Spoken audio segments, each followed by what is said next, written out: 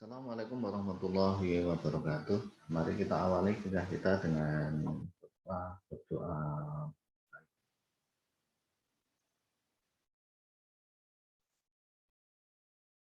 Ya, semoga kita diberikan pemahaman, kemudahan, kelancaran, dan kemanfaatan dari apa yang kita pelajari. Kita lanjutkan materi yang kemarin. Kemarin kita bahas tentang marketplace ya. Kita ulang sebentar, dan nanti kita nyambung dengan apa yang kita sampaikan pada saat ini. Jadi dunia teknologi saat ini ya, kita sudah berada di dunia yang serba digital, dunia yang sudah tidak terbatasi lagi oleh ruang dan waktu. Semua orang bisa saling berkomunikasi, bisa saling berinteraksi dari arah manapun dan kapanpun dan dimanapun. Ya. Karena kita sudah pada era jaringan, ya, jaringan internet. Sehingga kita bisa terhubung dengan orang dimanapun dan kapanpun dengan berbagai macam tipikal ya, baik tipikal bahasa, baik tipikal pendidikan, budaya dan sebagainya. Termasuk ketika kita melakukan perdagangan atau niaga. Kalau dulu kita di pasar tradisional, maka disitulah yang disebut dengan pertemuan antara penjual dan pembeli, kemudian melakukan transaksi atau penukaran uang barang dengan uang. Itu pasar tradisional atau zaman dulu. Nah, di era yang serba digital ini maka itu sudah mulai mengalami perubahan. Artinya transaksi dilakukan secara online, secara digital juga. Sehingga kita kenal lah salah satu yang disebut dengan marketplace, yaitu suatu lokasi di internet di mana perusahaan atau produsen atau orang yang memiliki produk dapat memberikan informasi, memberikan keterangan, menawarkan sesuatu yang dia miliki, gitu, kemudian memulai transaksi atau melakukan jual beli dan bekerja sama dengan siapapun terkait dengan apapun. Nah, semua orang sekarang sudah bisa menjadi pemain atau player lah di marketplace ini, di dunia maya ini. Ya. Semua orang bisa kalau dia memiliki produk maka dia bisa pasarkan lewat dunia internet. Nah, dengan ini maka kita punya banyak sekali keunggulan, yaitu bahwa pasar kita semakin luas. Tidak hanya di area lokal, kalau kita ke pasar tradisional maka yang nanti beli adalah orang yang ada di sekitar situ. Tapi kalau kita sudah menjangkau dunia maya, dunia internet, maka siapapun yang melihat produk kita itu dari manapun bisa. Bahkan tidak hanya lokal, nasional, internasional, dari manapun. Dan kita bisa menawarkan kepada mereka. Nah, sehingga sebenarnya ketika kita ingin menguasai persaingan, maka 3 hal yang perlu untuk kita kuasai, yaitu bahasa Inggris bagi komunikasi kita dengan orang luar, karena bahasa internasional adalah bahasa Inggris ya. Itu kemudian teknologi, ya termasuk teknologi informasi seperti ini. Ketika kita ingin berhubungan dengan orang lain, maka kita butuh sarana, yaitu teknologi. Nah, semakin kita menguasai, semakin update yang terbaru teknologi yang kita miliki, maka kita akan semakin memenangkan kecepatan dalam proses transaksi itu. Sehingga kadang-kadang kemajuan sebuah perusahaan atau sebuah institusi atau sebuah organisasi atau sebuah departemen itu bisa dilihat dari penggunaan teknologi yang dipakai. Contohnya begini, kalau kita punya kampus itu misalnya, atau kita punya laptop gitu misalnya, atau komputer, kalau komputer kita masih komputer yang XP, ya akan terlambat dan tidak bisa mengimbangi komputer yang sekarang sudah ke Windows 10 atau 11 kalau kita pakai Windows misalkan, atau pakai Linux atau RAM-nya lah. Dan sekarang itu kan perkembangan juga sudah semakin semakin cepat, semakin kompleks ya. Nah, itu semakin kita menguasai teknologi yang terbaru, maka semakin cepat kita akan melakukan proses komunikasi dan transaksi. Karena sebenarnya teknologi itu kita manfaatkan di kecepatan dia dalam melakukan pengolahan, ya, melakukan perhitungan, melakukan operasi, dan memorinya. Keunggulan dari komputer atau sistem ini adalah kecepatannya dan memorinya. Memori bagaimana? Misalkan kita punya flash disk atau hard disk atau namanya memory card gitu ya. Nah, di dalam itu kita bisa masukkan data. Yang data itu misalkan kalau dalam bentuk gambar ya bisa ribuan gambar atau ribuan film atau ribuan rekaman atau ribuan apa ya. Nah, itu kalau dimanualkan maka akan butuh banyak sekali perangkat untuk menyimpan seperti itu. Tapi dengan adanya dunia digital ini, maka semakin banyak yang bisa kita simpan, yang semakin banyak yang bisa kita kelola ya. Kita seperti kayak yang punya database sendiri lah. Kita kayak punya perpustakaan sendiri. Belum kalau kita bisa terhubung dengan internet, ya, kita bisa tahu informasi dari alat. Sehingga fungsi pasar antara menghubungkan penjual dan pembeli, transaksi dan infrastruktur yang ada terkait di sana, maka juga terakomodasi ya dari marketplace, bahkan lebih canggih lagi. Nah, fungsinya tetap marketplace itu ya, yaitu pertukaran barang antara penjual dan pembeli ya. Ada transaksi di sana, ada barang, ada permintaan, ada negosiasi, ada produknya, kemudian ada pembayarannya. Sama ketika seperti di pasar konvensional atau retail, cuma hanya ini dilakukan secara dunia maya, dunia internet. Bahkan kadang kita tidak tahu ini yang jual siapa, karena yang kita lihat hanya portalnya atau websitenya atau tampilannya seperti itu. Artinya tidak lihat orang yang secara langsung, tapi kita lihat secara produknya. Oh, tokonya ini, katalognya ini, isinya ini. Kita tinggal klik, pesan berapa, cara barang itu berapa, gitu. Terus kita konfirmasi kebayaran, terus barang nanti akan langsung dikemas, dikirimkan ke kita seperti itu. Nah, ini lebih mempercepat, ya, sehingga kita tidak terbatas oleh ruang dan waktu. Kemampuan kita dalam melakukan produksi semakin cepat, semakin banyak, semakin bisa kita pasaran, maka akan semakin banyak profit atau keuntungan yang bisa kita peroleh dengan adanya teknologi. Nah, ini penting untuk kita ketahui, untuk kita manfaatkan, kita aplikasikan ya di era sekarang. Di era sekarang artinya apa? Kita pintar, cerdas, bisa membuat produk, tapi kalau tidak bisa memasarkan ya akan berhenti, belum bernilai profit. Nah, sehingga kemampuan kita, akademik kita perlu ditunjang dengan penguasaan teknologi informasi, khususnya dalam bidang marketing ya, marketing, pemasaran. Gitu. Sehingga apa yang menjadi alasan penguat kita agar kita ikut bergabung di marketplace seperti itu. Di antaranya adalah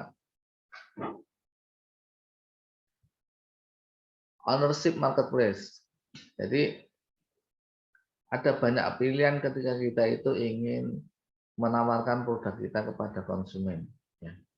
Ada banyak pilihan cara untuk menawarkan produk kita kepada konsumen atau menjual produk kita kepada konsumen.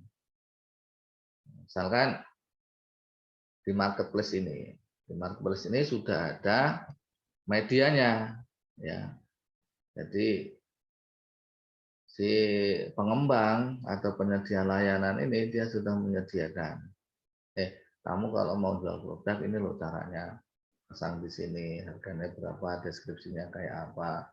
Nanti kalau ada orang pesen itu itu caranya seperti ini, itu sudah disediakan. Nah, kalau seperti itu maka kita tidak repot-repot lagi untuk membangun sebuah toko online. Karena cara lain dari marketplace kita bisa membuat melakukan produknya dalam bentuk toko online. Kita punya web sendiri yang kemudian kita isi, kita kelola, kita online-kan, kita pasarkan, kita promosikan dan pembeli akan datang ke website. Itu juga bisa. Tapi kalau itu kita butuh effort, kita butuh usaha. Paling tidak kita menyediakan dana untuk investasi, misalkan pembelian domain dan hosting. Mungkin desain atau mungkin programmer dan lain sebagainya.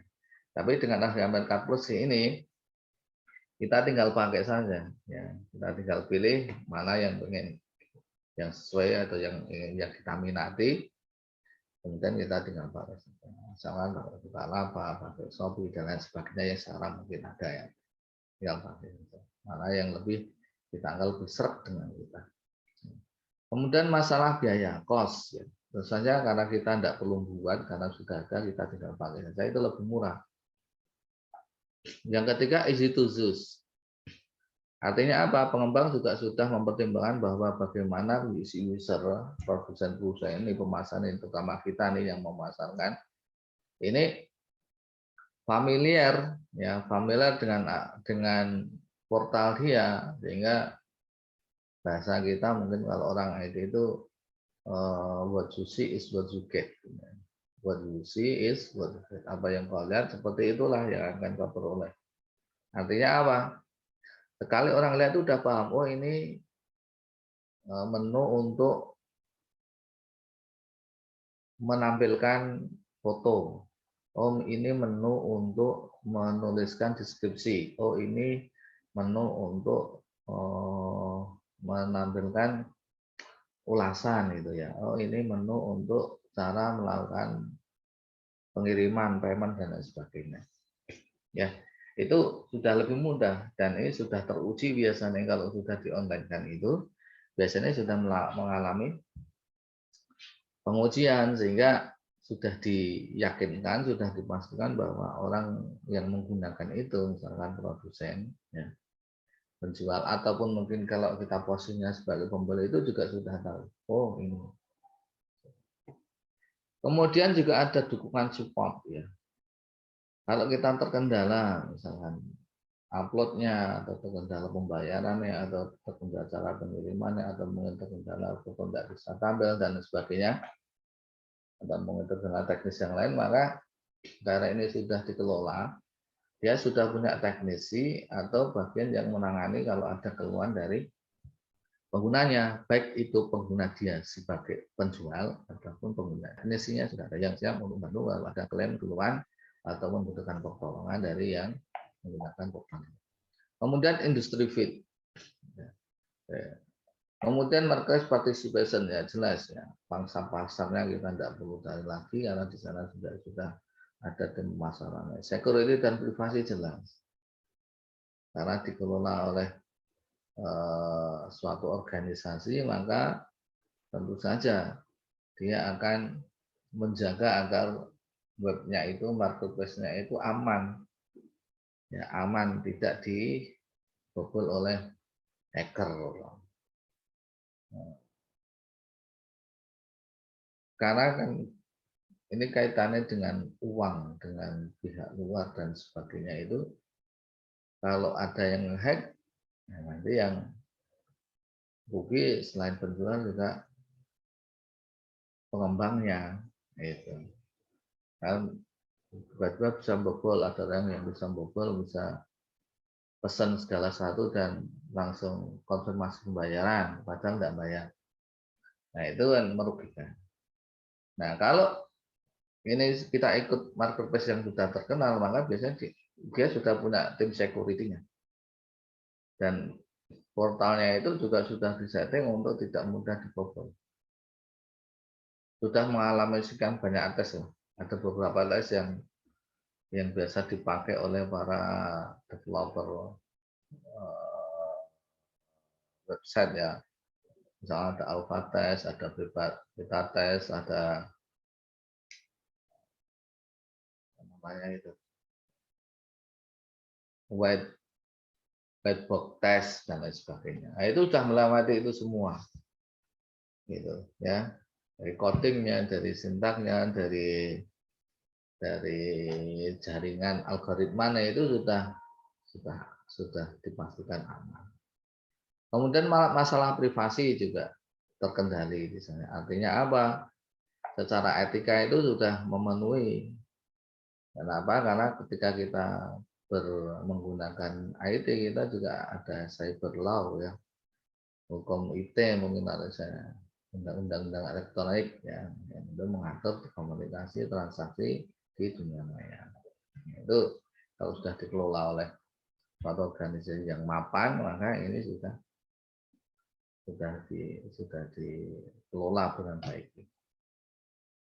Kemudian other service, jasa-jasa yang lain itu juga sudah disediakan. Proses integration juga di sana sudah mapan, sudah steady state lah, sudah siap pakai ya, sudah terintegrasi sehingga tidak perlu repot-repot lagi dengan banyaknya keunggulan, keuntungan, manfaat yang ditawarkan itu, maka dengan ada marketplace ini kita tidak perlu repot-repot lagi.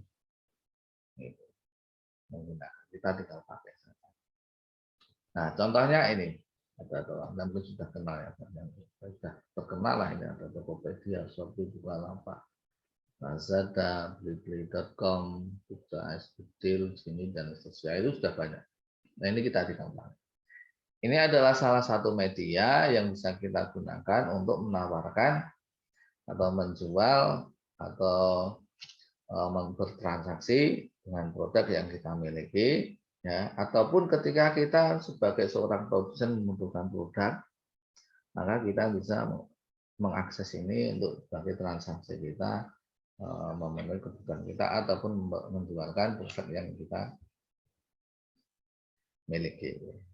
Nah, ini salah satu yang bisa kita gunakan. Nanti mata kuliah ini nanti insya Allah kita harapkan karena ini yang tidak pakai Anda bisa pakai, Anda tinggal pakai saja. Nah, nanti yang tujuan kita, maksudnya Anda bisa membuat toko online yang artinya semua bisa Anda keluar secara sendiri.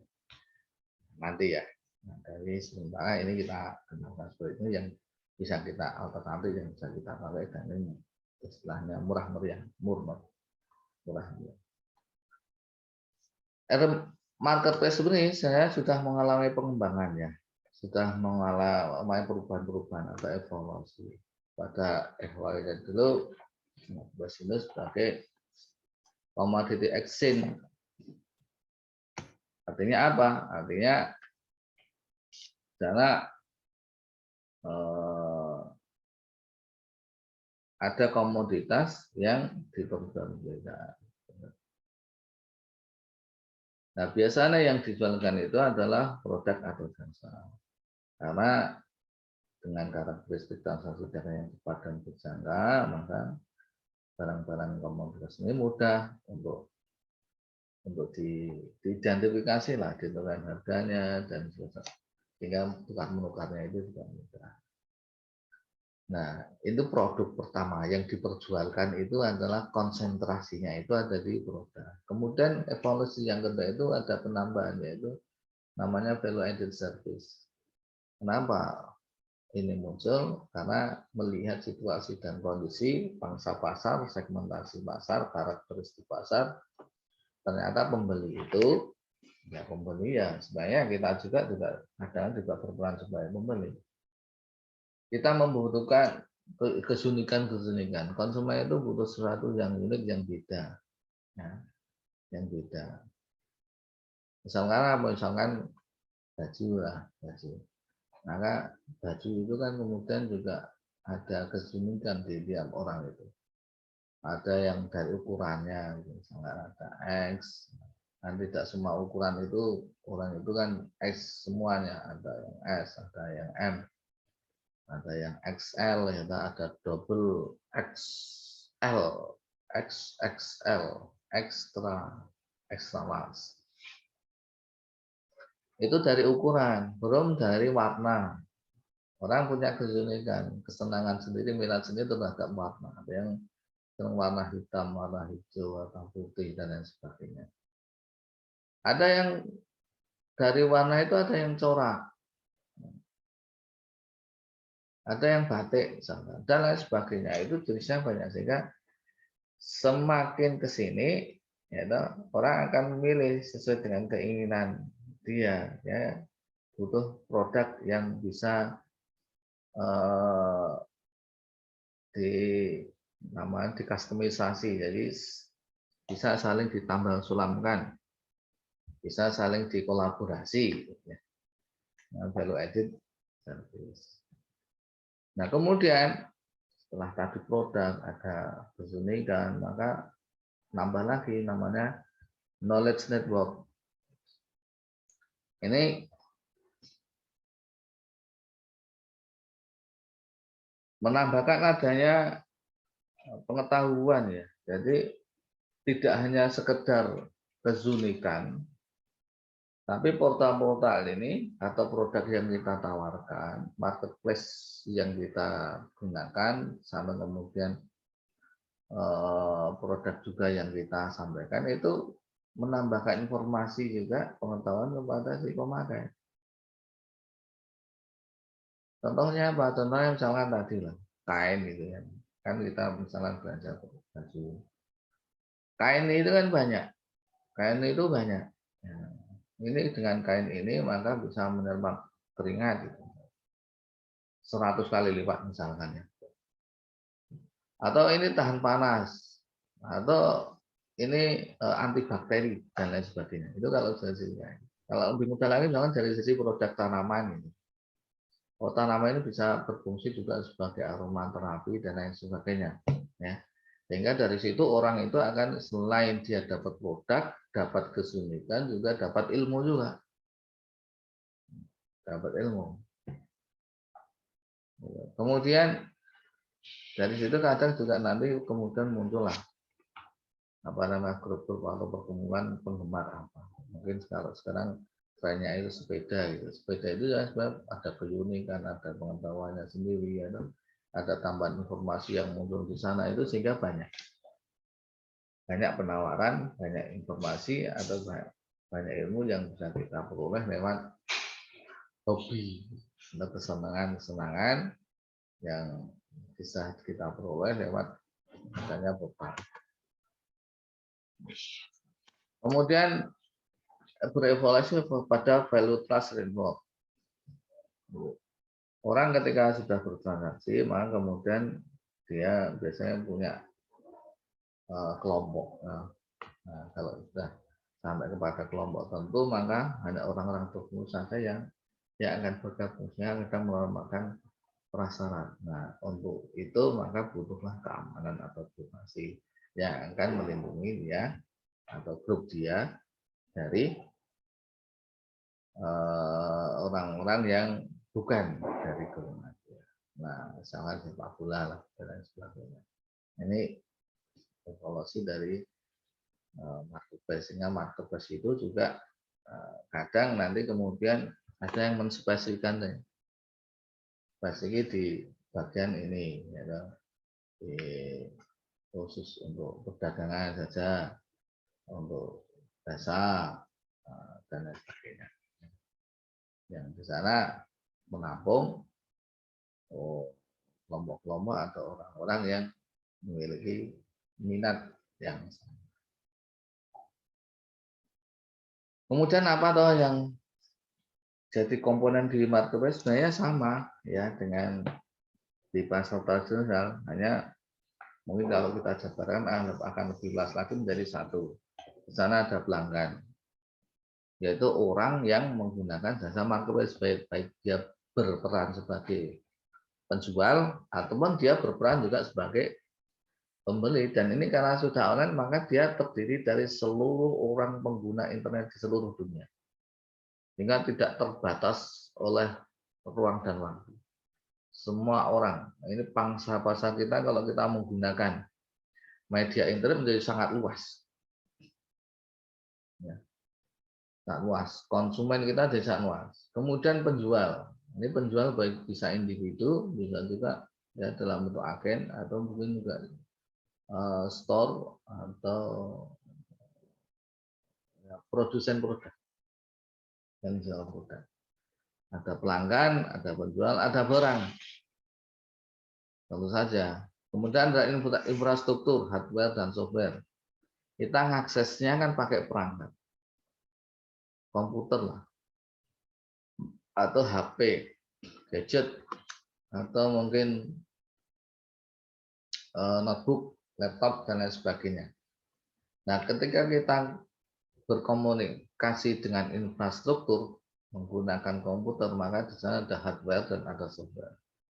Hardware itu perangkat keras, yaitu perangkat keras itu mungkin kalau bisa kita jabarkan di sana ada alat penampil, namanya monitor, alat pemroses, namanya CPU, alat penginput, bisa keyboard, mouse dan lain sebagainya. Dan juga itu tidak cukup, ada software juga. Ya, software itu ya aplikasi atau tampilan antarmuka user interface yang kita lihat secara langsung, kita tatap muka secara yang kita gunakan untuk memerintahkan komputer itu mau kita suruh ngapain. Nah, software. Nah, software itu kalau dalam komputer juga kita bagi jadi dua. Ada software operasi, software sistem, ya, dan software aplikasi. Ada software sistem atau disebut dengan operating system, itu misalkan yang berbayar ada Windows, kalau yang free itu Linux. Linux ini banyak, ada Ubuntu, ada Red Hat dan sebagainya. Kemudian software aplikasi atau program-program aplikasi yang isinya adalah sesuai dengan kebutuhan. Kalau untuk nulis misalkan Word, kalau untuk ngetik, ngitung misalkan Excel. Nah, termasuk ketika kita ingin mengakses marketplace gitu. Maka di sana ada yang namanya browser penjelajah. Ya, itu termasuk software aplikasi. Kemudian front end ya, portal katalog atau yang kita lihat. Kalau kita berperan sebagai seorang pembeli, maka yang kita lihat itu ya front end itu. Tampilan user ya itu yang kita lihat, ada produk, ada harga dan lain sebagainya. Nah, sebenarnya itu tampilan. Gitu. Nah, untuk ngelola ini namanya back end. Namanya back end yang misalnya digunakan untuk menampilkan dan menangani kalau ada pemesanan dari pembeli, pembayaran, pengelolaan itu semua, termasuk sampai kepada pengiriman produk. Kemudian intermediate, komputerisasi jelas, mitra, ya mitra supply chain itu jadi misalkan pihak yang nanti akan mengirimkan produk dari penjual sampai ke pembeli, jasa kurir lah mungkin kalau bisa kita sebut seperti itu.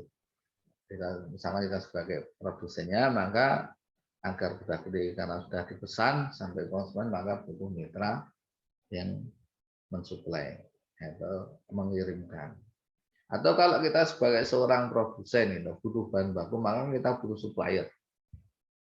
Mitra yang nanti akan mengirimkan dari bahan baku ke kita yang nanti akan melakukan produksi. Service support ya, mungkin service dukungan lah, sertifikasi mungkin dan lain sebagainya yang dibutuhkan ketika ada sertifikasi halal misalnya, atau jasa keamanan, atau perlindungan, atau pengepakan dan sebagainya. Nah, itu komponen-komponen dari marketplace. Kelihatannya sebenarnya, tapi kalau kita jabarkan jadi banyak.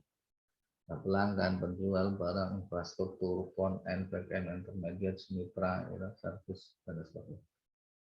Nah, bagaimana ketika orang itu atau kita atau siapapun yang jadi pembeli itu kemudian pesan di portal website marketplace, kemudian produk itu sampai kepada kita, sampai kepada pembeli.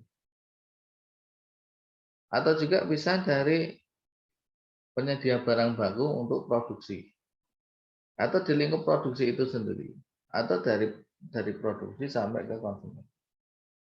Nah, perpindahan produk dari produsen ke konsumen atau dari dari supplier ke perusahaan, ya, atau antar perusahaan atau dari perusahaan ke konsumen itu tidak lepas dari yang namanya supply chain atau rantai perguliran, ya, rantai pengiriman, yaitu aliran barang, informasi, uang dan jasa dari para penyalur pabrik itu misalkan dan gudang sampai kepada pelanggan akhir atau yang membutuhkan, yaitu berarti ini tidak lepas dari aliran perpindahan aliran bisa dalam bentuk barang, informasi atau uang atau jasa dari penyedianya kepada pengguna. Ya, termasuk dalam halnya adalah organisasi dan proses yang menciptakan dan mengirim kepada pelanggan. Jadi kalau kita gambarkan, sehingga ada supplier, dia memiliki bahan baku, dikirimkan kepada perusahaan yang akan memproduksi dia. Nah, oleh perusahaan dijadikanlah produk.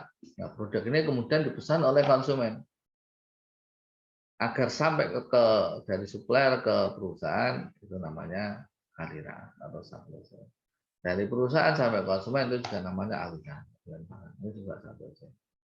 Ya, kita kenal salah satu bidang kajian namanya supply chain management atau manajemen pemasok, manajemen aliran, aliran barang dan sebagainya. Gitu. Nah, apa saja ya kaitannya? Ya, ini dari raw material kalau kita kembangkan sederhana atau bahan baku, kemudian berpindah ke produsen atau perusahaan, berpindah setelah proses jadi produk berpindah ke distributor, dari distributor maka kemudian berpindah ke pengecer atau retailer, dari retailer maka akan dibeli oleh pembeli, ya, pengguna atau user.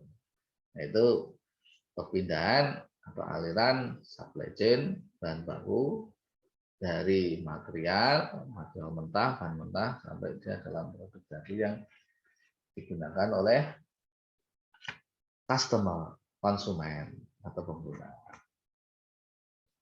Nah, kalau kita jabarkan maka komponen dari supply chain itu ada 3, upstream supply chain, internal supply chain, dan downstream supply chain. Upstream supply chain itu intinya adalah aktivitas dari penyalur atau pabrikan atau assembler dan para penyalurnya. Jadi aktivitas perpindahan atau perputaran atau aliran dari para penyalur, supplier atau assembler. Ya. Kemudian kalau internal dan supply chain kan semua proses in-house yang terjadi di dalam perusahaan, gitu kan, dalam transformasi masukan input yang diterima dari para supplier ke dalam hasil organisasi yang terjadi di dalam produsen atau di dalam perusahaan. Jadi kalau upstream tadi dari penyalur, kalau internal supply chain itu ada yang di kawasan di produsennya. Nah, kalau di downstream ini adalah aktivitas yang melibatkan pengiriman produk.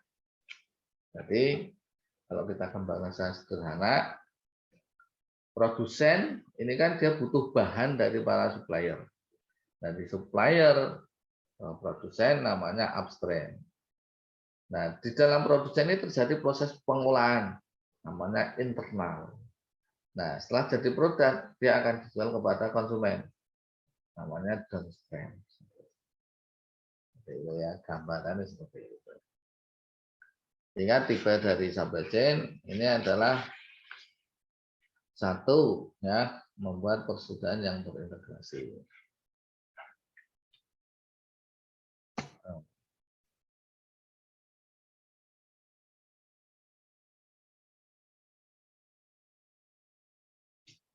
Membuat persediaan yang terintegrasi. Artinya apa? Ya, Kalau menurut bahasa kita itu make to stock, dibuat untuk disediakan. Jadi ada perusahaan-perusahaan itu yang dia membuat produk itu untuk stok. Nah, kalau stok, dia baru akan dialami konsumen lewat penyalur. Contohnya apa? Contohnya produk makanan, dan produk kosmetik, produk dan sebagainya. Dia membuatnya itu karena untuk nyetok, setelah itu jual, tidak berdasarkan pemesanan dulu. Ya. Kemudian tipe pengisian ulang atau replenishment yang berkelanjutan. Dengan produk kimia ya, itu kan berkelanjutan, kontinu. Kemudian build to order bukan model suatu perusahaan yang langsung memulai melakukan pengolahan pesanan dari pelanggan dengan seketika ketika pesanan tersebut diterima. Kalau bahasa kita mungkin make to order ya, dia akan perusahaan-perusahaan yang membuat ketika dia ada pesanan. Misalkan mau kapal, pesawat, mobil sebagian ada yang sudah seperti itu. Channel assembly merupakan model di mana produk dirakit dengan seketika dan langsung digunakan melalui saluran distribusi. Nah, itu model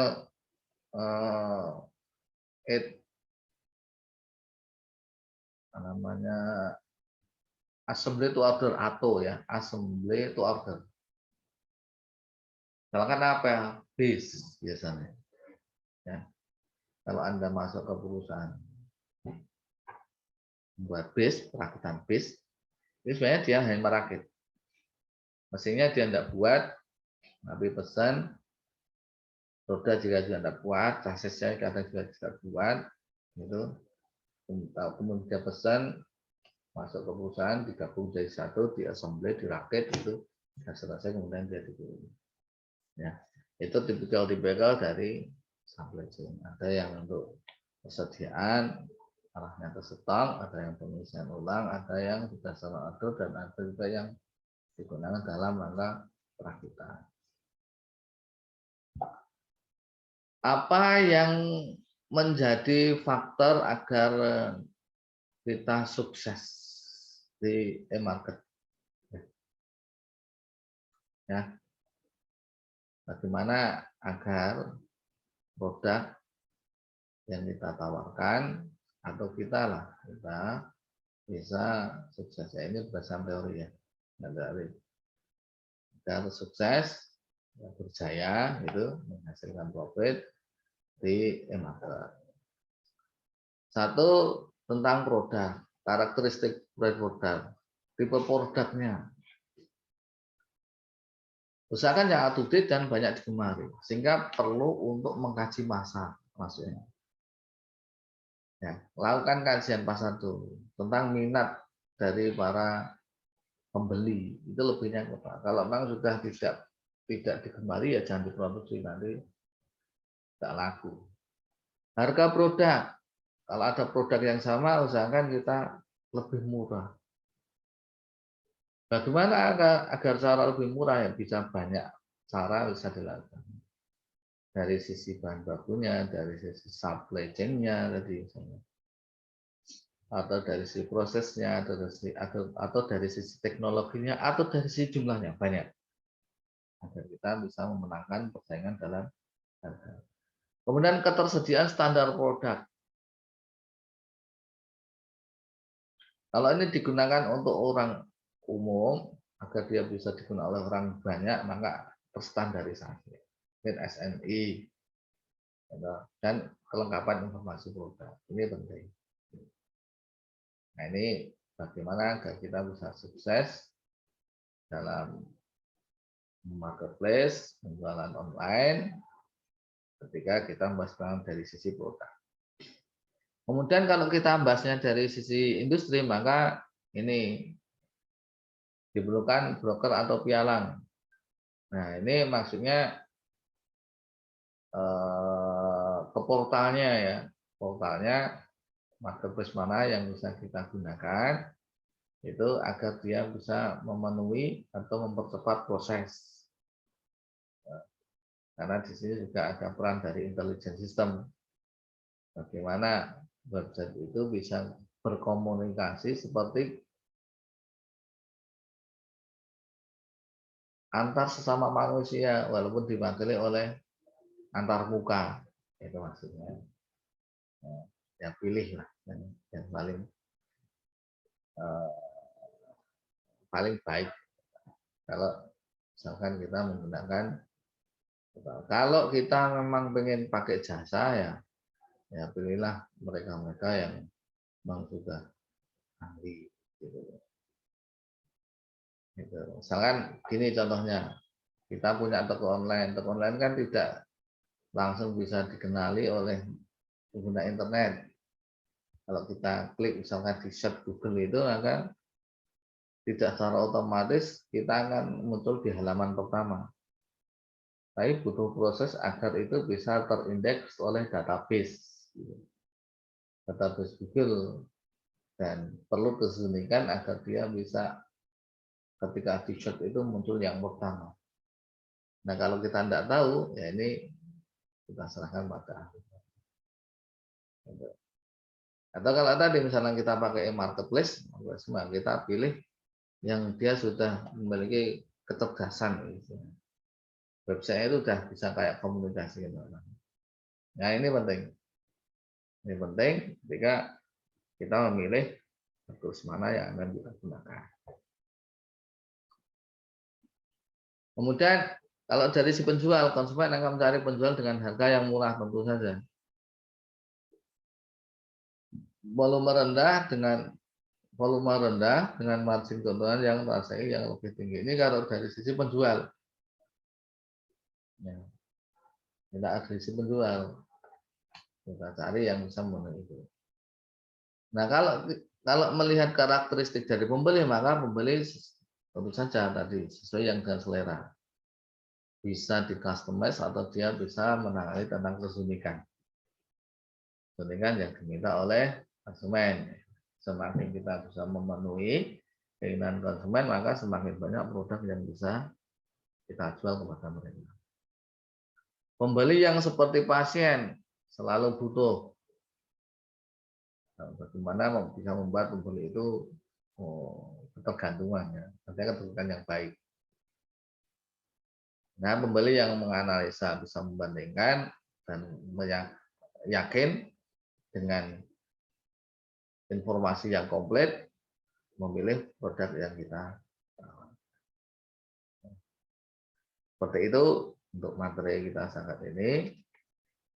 Intinya adalah dengan adanya marketplace ini kita akan sangat terbantu bagaimana produk yang kita miliki itu akan lebih mudah untuk diketahui, dipasarkan, dan dijual kepada pihak yang lain. Dan tentang supply chain biasanya sudah ditangani oleh pihak marketplace. Gitu. Tinggal kita bagaimana mengolah produk kita itu yang kita jual dari berbagai sisi karakteristik tadi agar diminati dan laku. Semakin banyak yang produk yang terjual, maka profit juga akan semakin baik. Bagaimana strateginya dengan memenuhi kebutuhan dari para konsumen. Nah, sebenarnya ada lagi yang disebut dengan click and bridge, ya toh. Click and bridge itu maksudnya di samping produsen atau perusahaan itu menjualnya, atau kita mungkin sebagai produsen menjual di marketplace, tapi kita juga punya toko yang asli. Nah, sehingga ketika suatu saat si pembeli itu pengen borong atau pengen kerjasama atau pengen negosiasi langsung atau dalam jumlah besar, maka dia akan bisa ketemu secara offline. Itu namanya disebut dengan click and bridge dalam e-commerce. Demikian yang saya sampaikan, semoga bermanfaat. Sampai jumpa di materi berikutnya. Assalamualaikum warahmatullahi wabarakatuh.